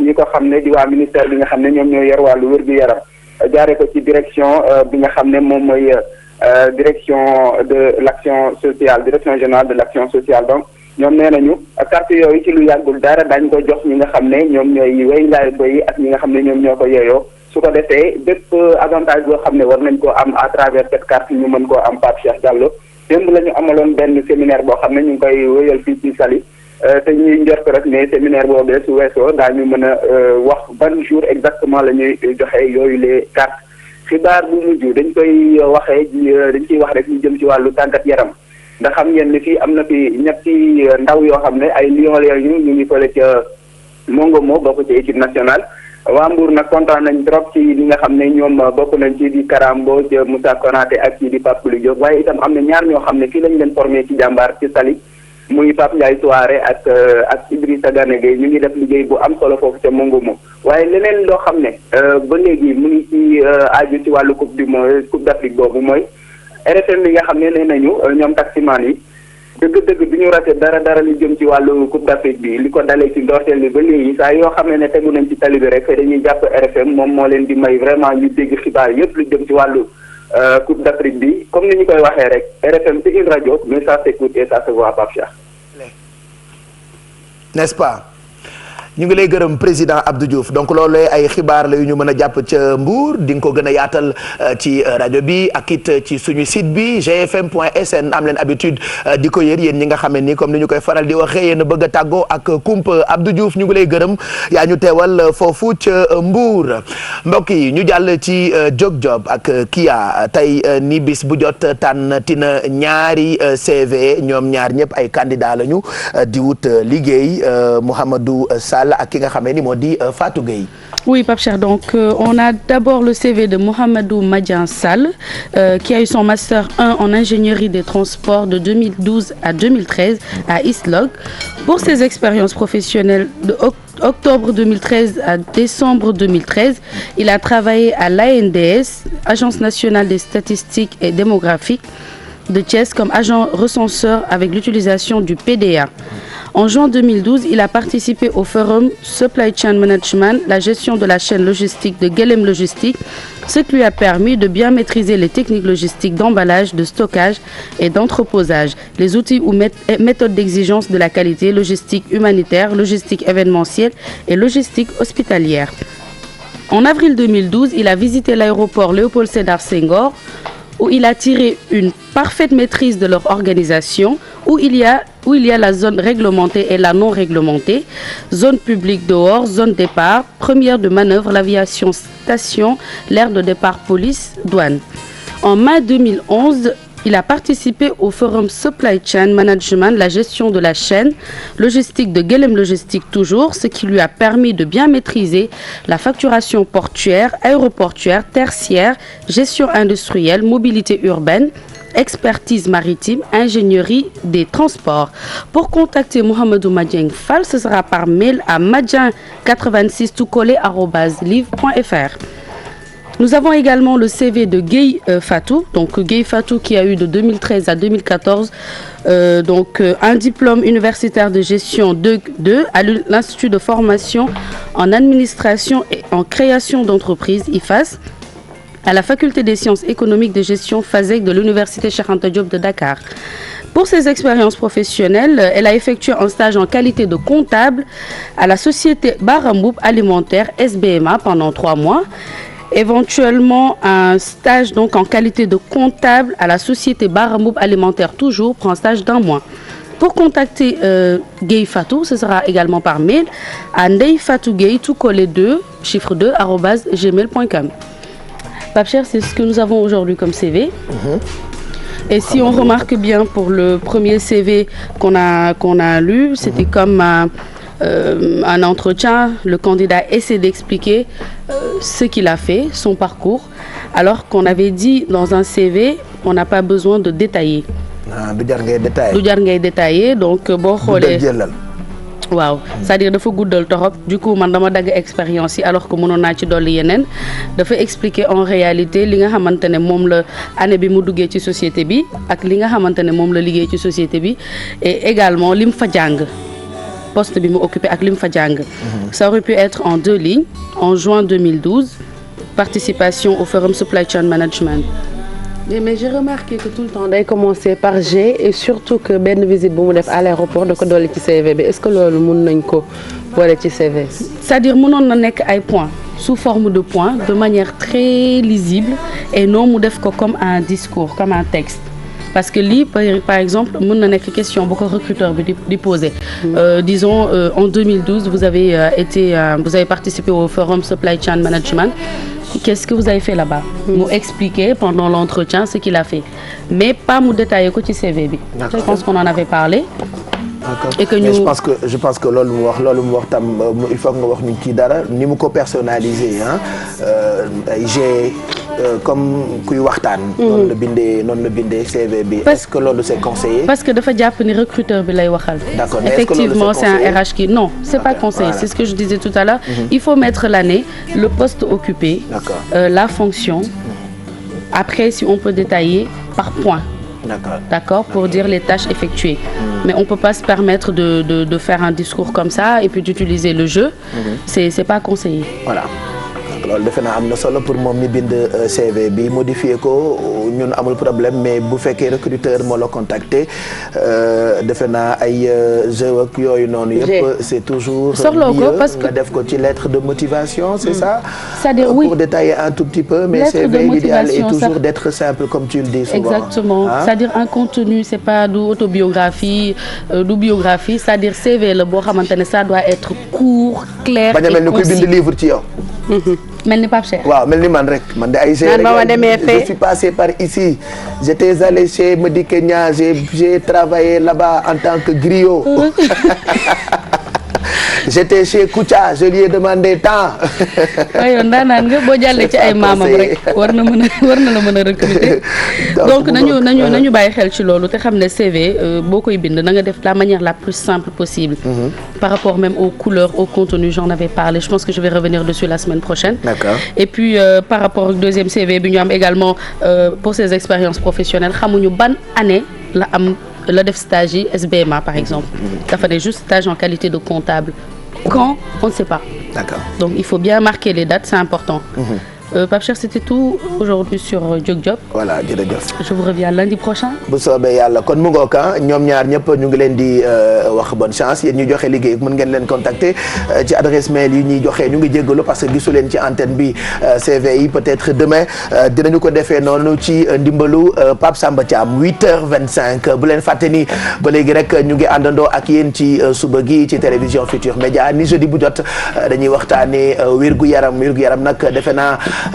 fii ba saison yeewu leen bi di jeex bis bu jot war nañoo mën a wax ci dara ndax nag bëri na ci ay mbir yoo xamante ni moo ngi ñuy gàllankoor te duñu ko xam waaye ndok bi ñu amee Fatou Kiné Dem alxames yi ci yeewu leen yi daf ñuy dimbali yu bëri ci jàppandalu borom xam-xam yu ci mel ni professeur Serigne Abdou Ba mi nga xamee ni fekk si nañu Fatou Kiné ñu ngi lay nuyu ba ngay préparer partie bile ba ni ma da ngay waxtaanee maladie coronaire damaa ŋaang xool la ni xamuma ko waaye lu ma ñàkk a xam tur bi ba nga ma expliquer je me suis rendu compte que fan yi surtout ñiy faatu ci xeetu feebaru xol dafa bëri ñi ci amee gàllankoor dafa bëri et c'est dommage que ñun fii Sénégal amuñu habitude di dem di seeti ay borom xam-xam mbaa dem hôpital bu ñu dara dalulee. fekk amuñu métit du ñu dem. ni nga ko fekk jaaxle wuñu du ñu dem waaw. mieux vaut prévenir que guérir comme sa maam daan wax toujours loolu laa lay feeloo Pape Cheikh ni nga ko waxee noonu la maladie coronaire pour gën a leeral rek mën nañ jàpp ni feebar yi jàpp xol la. donc feebar yi jàpp xol la wax nga ko tolluwaay bi ci Sénégal nekk na loo xamante ni jéggi na dayoo. fan yii ñi dee man de saa yu ma xëyee ñu ne ma allo xam nga diw et puis sama yaay loolu lay commencé quoi allo xam nga diw ma ne ko mbaa dafa dee mu ne ma billaay lu ko rey moom de feebarul dara jotu ko. daa jékki-jékki dafa génn ci doosam tëdd ca këram dee. pourtant doon julli daanu daa dugg ci otoom taal accélérateur dee dafa commencé émission astafurla daa génn këram rek dee et pourtant yooyu yëpp. yooyu la ñu duppee nag mort subite mort subite boobee boo xoolee lu ci bari ci ginnaaw am na lu ci làqu. wallaahi te xam nga Pape li gënoon métti ci feebar yooyu ñun lu ci bari ni ma ko waxee évacuation yi dafa nekkoon loo xamante ni lu ci bari France la woon lool cher bu bëgg a dee. lu ci bari Maghreb la woon. mais tey yàlla def na Sénégal am nañu unité boo xamante ni mën nañu ko jël en charge hôpital Le Dantec donc dëgg la xam naa ni professeur teew na fi dina ci gën a xuus. waaye nag li ci gën a am solo mooy ndax askan bi yëpp dinañ ci mën a jot ndax c'est pour toutes les bourses. nuñ ko waxee loolu aussi dinañ ko gën a faram-fàcce mais comme d'habitude rek dañuy dem régie xooli élément bi. Pape Cheikh dellusiwaat. tey ba muul artères yi xool xam fan moo ci feebar ak fan moo ci feebarul. bu ñu ko déggee mooy mbooleem feebar yi jàpp xol la jafe woon na lool fii ci Sénégal ñu faj yi feebar ndax ñàkk jumtukaay léegi si xel mën naa dal ak matukaay bi ci l'hôpital Le Dantec. yaa ngi fii nekk donc ci table bi nga xamante ni lii mooy table bi nga xamante ci la ñuy tëral malade yi nga xamante day am mouvement ci ni ñu ko bëggee suñ ko bëggee wàccee wala bëgg ko yéegal. donc am nañ ay moyens pour wàcc kooku léegi en fonction wu ñi nga xamante ne ñooy liggéey ci salle bi en fonction aussi ci image yi ñu soxla dañoo am donc benn levier boo xam ne moo ñu permettre ñuy wër malade bi ci pour xool lésion bi ban côté lañ ko mën a gën a jekkoo pour mën ko gën ko mën a faj. bari na lu ñu nemmeeku mort subite maanaam mooy ñiy jékki-jékki faatu ci anam yu gaaw te booy xool mën nañ ko xeex ci kaw kiy am crise cardiaque yegg ci barabu urgence balaa ñaari waxtu 90 minutes gën ngaa yàgg. koo xam ne dënnam day metti dafa metti bu tar bu yàgg surtout su nekkee da nga am ànd ak diabète wala nga am tension wala nga am cholestérol donc yooyu bul xaar dawal ñëw ci centre yoo xam ne am na jumtukaay yi ñu xayma ko su nekkee loolu la ñu defaral la lii nga génn ci. vraiment c'est une course contre la montre donc SAMU national woo nañ ko ci mbir mi il faut mu jàpp ci SOS cardio il faut mu jàpp ci urgence cardio donc structure pré-hospitalière yoo xam ne dañuy gis maladie balaa ñuy ñëw hôpital yëpp il faut ñu dugg ci mbir mi pour jàppale ñu prise en charge maladie. léeg-léeg nit ki juddu ak xol boo xamante ni siddit yi jaarul yoon. circuit électrique anormal lañu ko duppee ñoom borom xam-xam yi. donc circuit boobu soo ko gisee ak appareil bi dinañ ko mën a xayma fan la nekk te suñu gisee fan la nekk am nañu technique maanaam comme sonde yi gis nga lii nii ay sonde yu ñu mënee duggal fii lañ koy jaaral ci sidditu tànk yi pousse ko di ko xool ci appareil bi ba ci biir xol bi suñu demee ba ci biir xol bi dañ koy positionné fu mu war a nekk gis nga mën na bouger. léegi dañ si appliqué dañ koy connecté ci appareil bële nga xam ne dafa am source chaleur ñuy wax radiofréquence comme que chaleur la nag day tàng donc mën nañ ko irriguer gis nga mu ngi nii soo ko defee nii comme arrosoir lay nekk comme pomme d'arrosoir gis nga irrigation bi dina tax ba ñu appliquer énergie boobu sans pour autant mu am problème mu am toute la sécurité qu'il faut au malade. dina défiler image bi léegi di ngeen gis lii nu mu nekkee ci biir xol bi pour dagg. définitivement te ñooñu dañuy wër naam waaye yii ñu duppee rayon X itam mën naa am njeexital ci ñiy faj moo waral ñuy fegu ñoom it. comme ñu nañ fi nekk tout le temps pour bañ mu am yenn feebar yoo xamante ni dañ ñëw après ci ñun dafa am benn système de protection bi am na yoo xam ne dañ koy sol mu demee nekk lii ñuy tuddee tablier de plomb xamante ne dafay ànd ak cache thyroïde nga xamante ne moom la ñuy teg ci suñu baat mu ñuy permettre ñuy nëbb suñu thyroïde.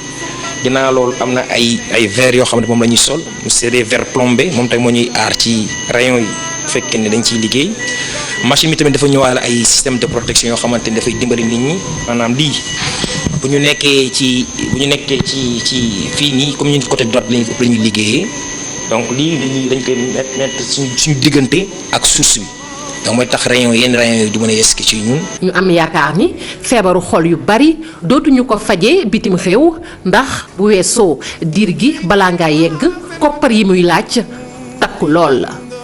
defe naa ku gis lii sa xel war a mën a dal waaye lu xel dal defe naa ci ndimbalu professeur ce serait quand même dina baax ci ñi seetaan ak ñun ñi sax. ñu xam feebaru xol yi. ni muy dikkee ak ni ñu koy moytoo. waaw Pape Cheikh ma bàyyi la rek nga dalal sa gan. d'habitude xam nga man léegi gan yi moo ñëwee dañ koy jox da nga ñu koy jébbal quoi. waaw parce que yéen aussi tamit il faut ngeen di jël seen wàll. comme ni ngeen koy defee sax yéen a ngi koy def. mais dama lay bàyyi nga dalal professeur. voilà professeur ñu ngi lay nuyu professeur Serigne Abdou Ba sa xam-xam màcc lool ci yi ñuy waxtaane tey ngeen tuddee ko maladie coronaire ay feebaru xol la tey ji feebaru xol yi ndax mën nga ñu cee gindi tuuti luy feebaru xol.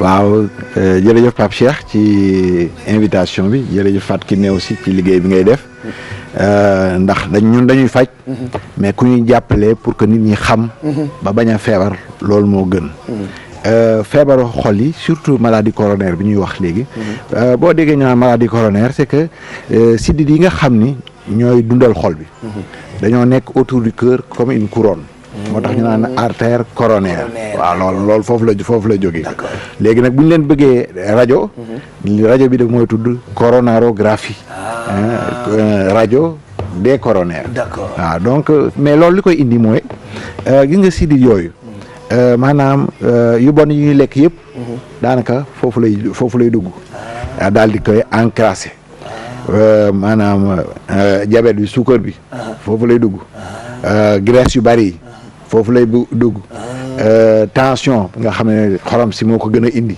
foofu lay dugg cigarette bi surtout foofu lay dugg léegi nag def ay plaques yoo xam ni ci biir tuyau la plaques yooyu dañuy continuer di màgg artère bi di rétrécir deret ji dootul jàll bu jàllul nag léegi da ngay commencer am ay douleur da ngay dox ba yàgg rek dënn bi metti ba nga obligé taxaw ni waa lii lan la daal di boo toogee tuuti noppalu mu dal nga doxaat tuuti même distance affaire bi ñëw demal seeti très souvent artères yi mooy bëgg a boucher ca foofu sax temps yooyu la ñu gën a bëgg pour que nga deel a ñëw ndax boo ñëwee booba dinañ buñ la defee électrocardiogramme dinañ la wax mbaa ñu defal la test d'effort dina xam ni kii kat électrocardiogramme bi normalul nañ ko yóbbu ci salle bi buñ la yóbbu ci salle bi nag defal la rajo bi sinon boo bàyyee mu dem da ngay jékki ba yàgg rek benn jour métit boo xam ne bi da lay tàggaleeg sa sago moom waaw da lay tàggaleeg sa sago nga xam ni même boo dee man bi ma nekkee interne ki ma jëkk a gis mu def infarctus dafa wàcc ci otoom di bërëngu ci suuf ndax métit te métit boobu day bette day bette ca bu méttee sax moo gën ndax xañ na ngi ndax yenn saa yi danaan daanu na dee na ndax artère bi bouché rek xol bi day daal di taxaw kërëb mu taxaw ca xol bi machine la boo xam ni warul taxaw même 3 secondes bu ko taxawee jéye am d'accord waaw mbaa su fekkee ne taxawul aussi xol bi taxawul aussi dafay daal di accélération boo xam ne bi même 250 mbaa 300 de manière désordonnée nga daal di daanu dee balaa nii rek kenn si yàlla nañ ci yàlla musal léegi nag bu njëkk fii ci Sénégal boo ñëwee dañ lay faj ak i garab mais lan mooy faj bi gën mooy dugal la ci salle bi am na ay tuyaux yoo xam ne bu ñu ko dugalee ci artère bi mën nañu koo déboucher comme ni nga koy déboucher bu ñu ko déboucher ba pare nag bàyyi ci biir benn ressort boo xam ne bi day tax artère bi du tëjuwaat d'accord waaw loolu la ñuy wax coronarographie après ñu def ci mooy rajo bi après ñu déboucher mooy la ñuy wax angioplastie ensuite li ñuy wax ñu poser stent mooy ressort boobu nga xam ne dañ koy bàyyi ci biir xolu ci biir artère bi malade bi pour alors bu njëkkaan ku amaan feebar yooyu lay Fatou Kiné wax na ko sànq boo demul ci dëkku naar yi da ngay dem France faju mu cher lool ba noppi laata nit daan am possibilité dem sax daanaka dina faatu waaye ndokk léegi bi ñu amee unité spéciale boobu nekk hôpital Aristide Le Dantec ndax mën nga ñu wax ci technicité unité boobule. waaw unité bi day vraiment dañ ci sant yàlla ndax li ñuy wax naan ko gis nen a ngi loolu la am na benn professeur français bu mag boo xam ne bi ci yooyu lay liggéey ku ci xarañ la au niveau mondial bi mu ñëwee fii dama visiter salle bi dama ni man de professeur Ba man dama laa ñëwee ndax bii nga am man awma ko France ca ren nga ma dëkk awma ko donc bi ñuy équipé wu dañoo yoon wi yàgg na waaye dañoo doon fexe ba am machine bi gën donc machine bi gën fii mu ne moom la ñu yor fii ci Sénégal xeetu machine yooyu du n'importe qui moo koy laal est-ce que am nga personnel bi war pour prise en charge bi waaw c'est-à-dire que machine yooyu loolu ci njàngum cardiologie la donc man par exemple depuis 86 laa ko commencé woon di jàng yàgg na boobu xale yi waaw boobu yàgg na léegi aussi am na ay professeurs yu fi nekk yoo xam ni ñoo ngi ci sama équipe yoo xam ni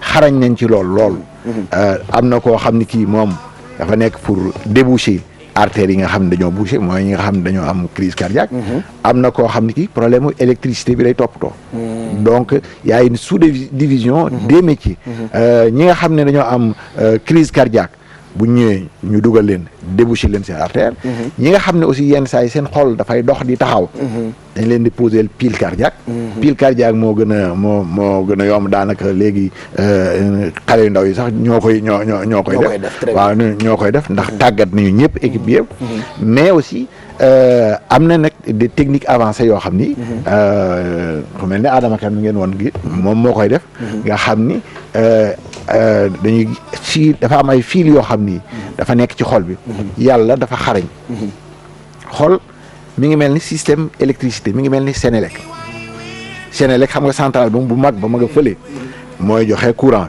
bi mais di am centrale boobu yenn saa yi mën naa dox ba yàgg mu paan su paanee am na beneen centrale bu ko gën a ndaw buy jël relais mais boobu c'est moins puissant mais nag gis nga fii lampe yi ñu ngi fii di tàkk mais fil bi moo fi agsi yàlla defar na fil yoo xam ni agsi na ci cellule cardiaque boo tax sa xol di dox ba nga juddoogul ba léegi ca taxawul 3 secondes yu mat mais il peut arriver que nag fil yooyu dagg ba centrale bi màgget des trucs comme ça bu boobaa la ñuy def pacemaker simple pacemaker yi ñun ñu ngi koy def fii au Sénégal depuis 1996 mais technique yu bees yi am na ñoo xam ni seen xel dafay jekk ba yàgg rek mu accéléré. d'accord mu accéléré te bu ñu gaawul ñoom itam mën nañoo def mort subite.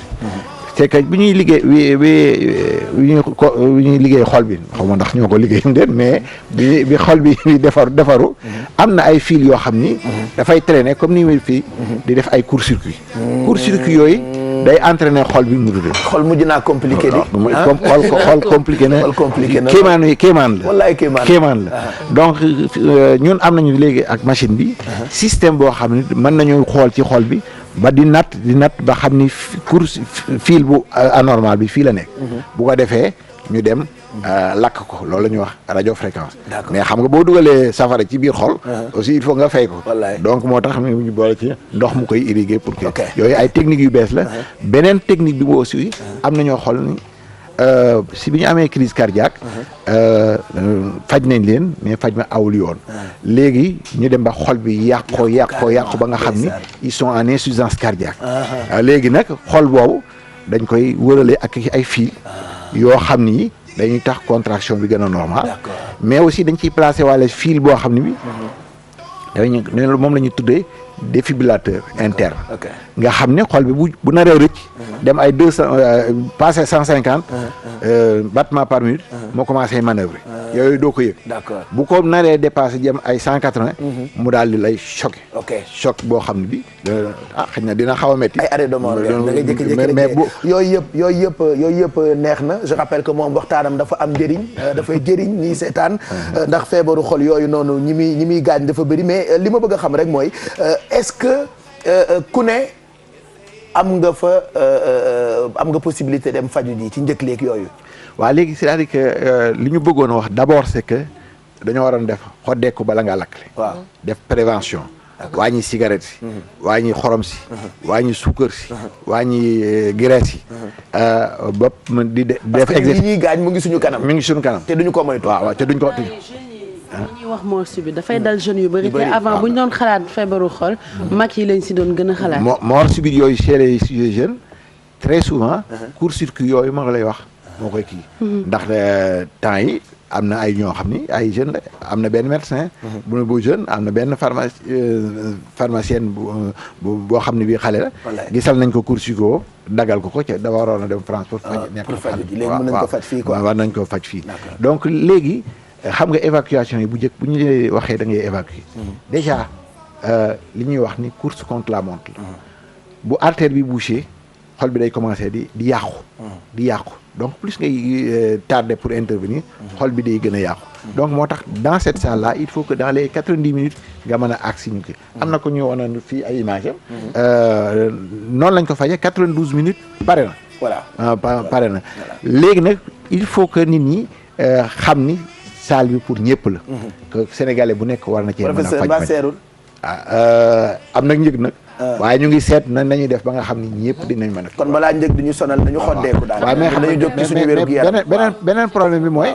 c'est-à-dire que lu mu seer gën naa seer fukki yoon. boo demoon nga mën a defee France. boo ko demoon France te boo demee France aussi beneen problème am na ci. boo demee kenn xamul yow yaay kan. sa famille ñu ngi jàqare. la ñu amoon yëpp buub nañ ko jox la ko. toog ci nen di xaar nangam ca. fii ñu ngi lay faj ci sa biir dëkk. wallaay waa gestion bi mooy li ñu doon gestion bi mooy li ñu doon wax mooy que gestion bi il faut que ñu état bi jàppale ñu ci. defal ñu subvention boo xam ne bi dinañu mën a jënd consommable yi. parce que lii du xaare. ñii di liggéey ci salle bi. mën nañ leen yeew 1h du matin mën nañ leen yeew 2h du matin. gën a wàññeeku pour patients yi. waaw njëg yi gën a wàññeeku pour patients yi pour que ñu mën a kii.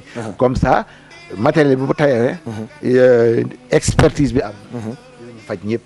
ci yàlla def ci sutur. waa kay jërëjëf professeur Serigne Abdou Ba xam naa ni waxtaan wi duñ ko yemale fii dinañ la seet siwaat te di nga dellu siwaat Fatou Kiné ñu ngi lay gërëm bu baax. waaw di la sant également Pape Cheikh professeur rek dellu di ko gërëmaat ndax waxtu bi ni ñu koy waxee rek xat na seen temps mayu leen ko waaye nag wuy si nañu di la ko jaajëfal bu baax. yéen it également ma di leen jaajëfal ñi safoo télévision Futurs Médias. rendez-vous incha allah jeudi prochain ci beneen seen rubrique santé. jërëjëf merci beaucoup Fatou Kiné jërëjëf professeur Serigne Abdou Ba dañuy dem fekki beneen invité moom nag moo jiite centre culturel Léopold Sédar Senghor ñu gën ko xam ci turu CCF. Alors Lionel, merci d'être venu ce matin nous voir pour nous parler de vos programmes. Alors tout d'abord vous depuis début 2015 vous préparez de grands événements pour les amateurs de ce qui se fait au centre culturel. Parlez-nous de ce que vous avez prévu cette année. Alors, ce qu'on a prévu cette année, tout d'abord, c'est la farce de Maître Patelin qui se joue avec les comédiens du Sorano. Ça fait une semaine que ce spectacle se joue, qui va partir demain en tournée à Thiès et à Saint-Louis. Nous aurons demain soir à l'Institut Soussou et Maher Sissoko. Et mardi, c'est une très jolie date d'humour. Qu'est-ce qu'il y aura mardi? Mardi, c'est du one-man show. Un one-man show extraordinaire parce que c'est pas du stand-up, c'est vraiment du sketch. Et c'est Ali au Pays des Merveilles. Ali, c'est quelqu'un... Ali. Au lieu d'Alice Voilà, Ali au Pays des Merveilles, c'est effectivement quelqu'un d'origine algérienne qui est né à Marseille et qui vit dans les quartiers, qui dit la fraternité entre les peuples, entre les religions. Voilà, c'est très épicé, c'est très drôle, c'est un garçon qui a énormément d'énergie et qui incarne tous les personnages, qui incarne les personnages de sa famille, de son quartier. C'est très vivant, c'est un très très beau spectacle. Et nous aurons après vendredi une grande soirée musicale avec Caravan Tour, avec les Tourekunda, avec les Bandits Manchots. Depuis 10 ans, on les a. Voilà, ça fait très longtemps qu'ils ne sont pas là.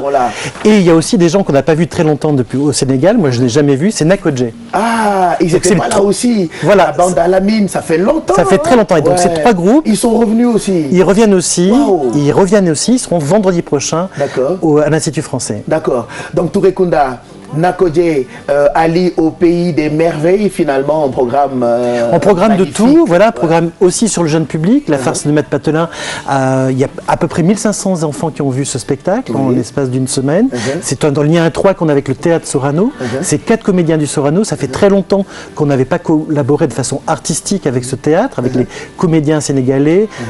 Fatou, Bourama, Roger, Saïkolo sont vraiment des comédiens fantastiques. C'est une très belle collaboration entre eux et nous. Parfait. Alors pourquoi le théâtre Sorano? Pourquoi le théâtre Sorano? Parce qu'il a 50 ans cette année aussi, c'est un moment important. C'est aussi, il y a une troupe nationale de théâtre. Le théâtre est un peu le parent pauvre maintenant. Il est devenu, je sais que le président Senghor aimait beaucoup la langue française, le théâtre, l'oralité, la poésie, la littérature. Voilà, c'est aussi collaborer d'une façon par rapport avec eux sur une francophonie partagée, quelque chose de joyeux. La farce de Maître Patelin, c'est une fable, une farce médiévale. C'est la première pièce du théâtre français et elle est ici appropriée par des comédiens sénégalais incarnés par eux, mais c'est jouissif. Vraiment. Voilà. Alors moi, je vous conseille d'aller voir ce spectacle d'Ali au Pays des Merveilles. J'ai rencontré des gens qui ont vu ce spectacle, mais paraît-il que c'est magnifique. Alors comment faire pour y assister? Pour y assister, il faut tout simplement venir à l'Institut français.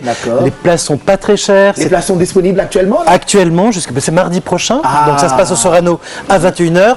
Mais on retient la billetterie. Effectivement, est à l'accueil de l'Institut français. Les places en prévente sont à 5 000 francs. C'est pas cher en plus. Francs CFA. Ah oui, il faut en profiter parce que quelqu'un comme ça, on ne le voit jamais.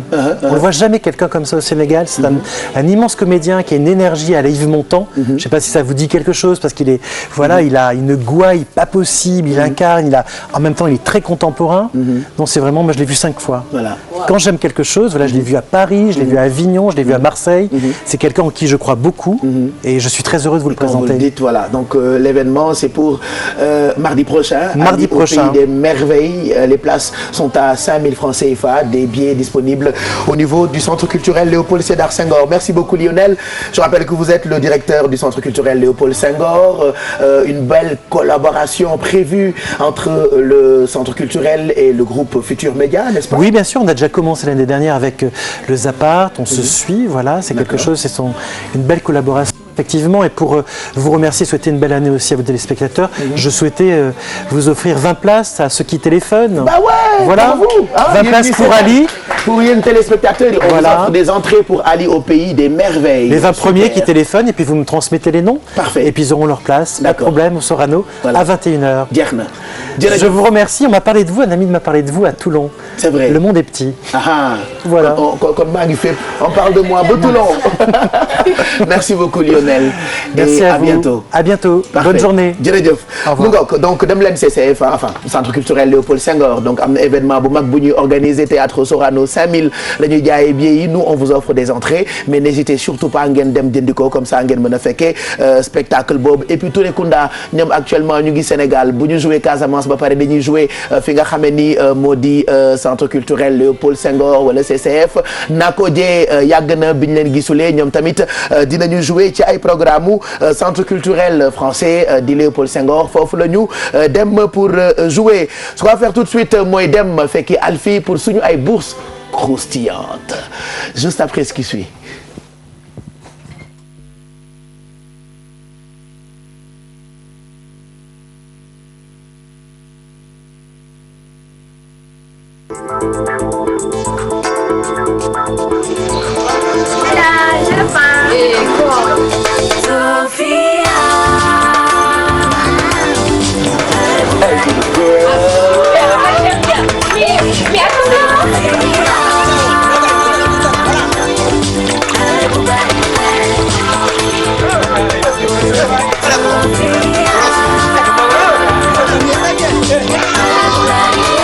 Un produit laitier naturellement riche en vitamines. mu ngoog beurre Sofia la ñu àndal ci togg bi c'est vrai que publicité yi waroon na jàll depuis 30 xam nga man nag damay naax yenn saa yi man waxuma la xol bu bouché mais oreille et tête bouchée laay ama yàkkamti woon Alfie jox ñu suñu ay bourses waxuma la tout est bouché ah waaye du bouché rek ñu de war koo débouché. waa gis nga est-ce que mën nañ dem ci publicité yi kon juste le temps que may rap allez dañuy xool pub yi beurre Sofia la ñu àndal ci togg bi ci kanam itam ñu wax leen njëriñu Post One parce que Post One moo fi nekk ci lépp loo xamante ni jëm na ci wàllu yónnee wala jot xaalis yi fi gën a moins cher Post One moo leen gën a moins cher imagine boo dee yónnee ñeent fukk dong ngay fay maanaam 200 francs alors Post One ak njëriñam ci kanam Alfie ak lu muy togg ci kanam ñu ànd ci ak beurre Sofia ce sera juste après cette page de pub. Très bien.